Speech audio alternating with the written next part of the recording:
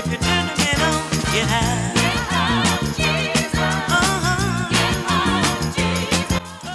Hey there. Welcome to Soulcast, Season 4, Episode 4. This is the golden episode of Season 4, apparently. So a thing happened Sunday morning. I had preached and I was standing there at the 9 o'clock courtyard, and Kate Murphy came up to me and was telling me a little bit about her story with Angela. And I was so taken by it that I invited them on to the Soulcast to tell their story. So without further ado, this again is Season 4, episodes about you, the All Soulsians. Here we go. All right. Welcome to the Soulcast. Good to see you, Emily. It's nice to have you on here. I was hoping that you two could tell us a little bit about how you met. I remember that I think it was last week you stood up at the Thanksgivings Yes. and gave thanks for a certain number of years of having been together. And so I was hoping if you could tell us the story and how many years it's been and how you met, how you officially made your union official. Well, we unplanned met in Al-Anon about 30 years ago, unplanned, unstructured, and then met up again doing service work, helping other Al-Anons out. When we met, Kate was finishing another degree in Sacramento. So, of course, that took care of the regular lesbian bring a U-Haul to the second or third date. It wasn't possible, and that was good. Because where were you, Angela, at the time? Berkeley. Oh, okay. And you met Working in at the university. okay, and you met in Berkeley, but then Kate had to finish a degree in Sacramento. Is that right? Right. Okay. Right. She was tired of social work. Oh, excuse me, tired of the law and was going to be a social worker. And then you can take it from there. So, yeah, we couldn't just move in together. But we relatively quickly knew this was going to be a permanent thing. We didn't talk a lot about it, but we also didn't talk about other options. And we didn't see other people. I see.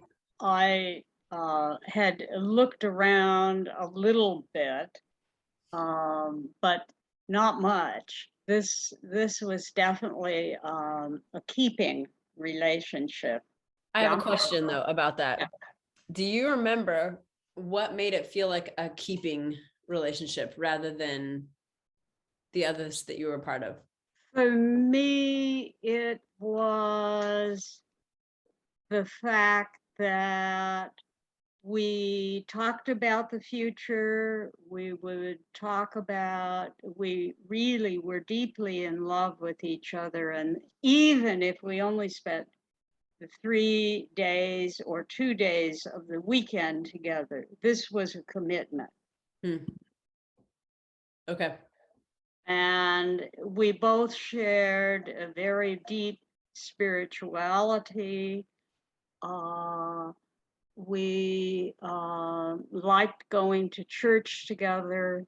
I eventually lost my father, and it was about that time I decided I could join a church. I had been outside any church to that point. Okay. But to be clear, you were a Roman Catholic refugee. I was. Kate, did you want to contribute to that question? I just wanted to add on the permanency that we gradually were sharing more and more of our lives with each other. And we knew fairly soon that it was a short matter of time of my finishing the 2-year degree Mm-hmm. before we would rent something together. Got it. And that became just a given. We could explore each other and the relationship without thinking, if I say the wrong thing, I'm going to have to look for a new home tomorrow. Mm. Yep. We weren't putting the roof at stake in our conversations, and we could just be who we were. Because you were living separately. Yes. And spending this time together in that way. Right. This is wise advice for any young listeners right now, I would say. So let's keep going. So then we ended up in this large flat in Oakland and decided to try on the Unitarians in downtown Oakland. At that point, I said, we can go to St. Aidan's in San Francisco, and I've already got cred there from a lot of years because I had started there when I was 24. Oh, okay. So we went to St. Aidan's for a number of years. Okay. But what drew you to the Episcopal Church then? I mean, well, Kate, you had already been going, and I guess you're Catholic or ex-Catholic. It feels familiar, but I don't want to fill in too many gaps. I'll let you. I even, as I say, after my father died, I somehow had permission. I joined the first church I had ever joined after I had left the convent. Angela, you just said something in passing that I think is worth touching on, though. You said when you left the convent. Would you like to say a bit about that? May I introduce you to Sister Mary Jeroma, OSB? Yes. I spent 11 years as a very young person. I left in my early 20s. They were taking you quite young at this point because they thought they could bend your mind easier, I believe, was the thinking.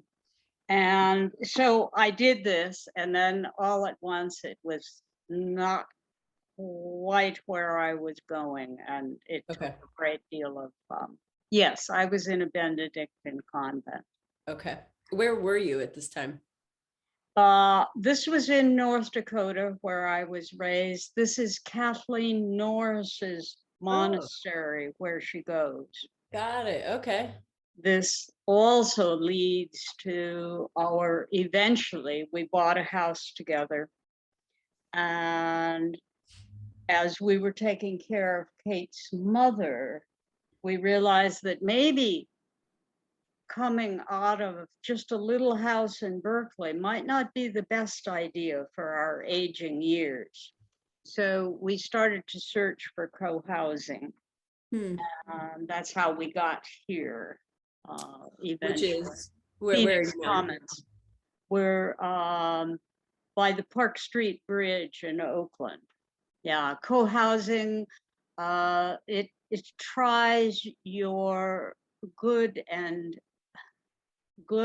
not so good ideas about people every single day, rub against each other, because they're neighbors, and you're going to see them right out there in the courtyard 8 times a day. And we love it. And I would have never thought I would have done it. Why do you say that? I dismissed it as a headache. But well, she's the introvert. I'm more of an extrovert. So. But a lot more water has gone under that bridge. Okay. And I'm also one of 10 children, and Kate was an only child for many years and realized that her father had a daughter by another marriage. Okay. So yeah, somewhat different background. Right. This shape us. What is the best part of living in the community that you're in? We have as much community as we want and as much alone time as we need. We also know that Kate's Parkinson's may take a while to develop. It may go in various ways, but we're going to try to stay in today as we work together and live together. And we don't know how it will play out. Yeah. We hope to be able to stay here. Yeah. There's no guarantee that will happen, but Sure. because this is not a care facility, Sure. we'll see what happens. Wow. That And- is an amazing story of holding things loosely. Yeah, so it was a long path from a date night to see Thelma and Louise to having 190 friends join us at St. Aidan's for a full, nuptial mass Oh, so right, we in didn't get to that. 2008, That was at St. Aidan's. Okay. San Francisco. So you were officially married at St. Aidan's. Yes, in 2008 when it was Okay. legal. Okay. And then it became illegal again, but you're Right, still- but the existing marriages weren't annulled like they had done in 2004. okay. In So your window. we've been legally married for 13 years this week. Well, happy Yes. anniversary. Thank you. It was really nice having both of you on, and I'm thrilled to hear all this about your story, and I think a lot of other people will as well. Thank you. Well, I believe that every human relationship, not just marriages, Mhm. but every relationship creates a space that is like an icon. It may be a good icon and it may be a not so good icon, but it points in its way towards the holy. And I think there's a special way that those of us who are called to be married can do that. But we're not the only ones who do it. Yeah. More wise words. Thank you. On that note, Thanks for your Thank time. you. All right. Bye-bye. Bye. Bye-bye. Well, that was a real treat. So I hope you enjoy your week with that as some wise words from Kate and Angela. Next week we'll have Maggie back, so I won't be alone again. But that episode gave me some ideas for more episodes and more stories that I think we could dig up of All Soulsians. So hope to see you Sunday, 9 o'clock outdoors, 11:15 indoors with masks. Rally Sunday's coming up August 22nd, and that should be a good time. If you haven't caught the movie night poll that's floating around on the All Soulsians Facebook group, check it out so you can vote on which movie we'll watch that night in the courtyard. Okay, enjoy your week.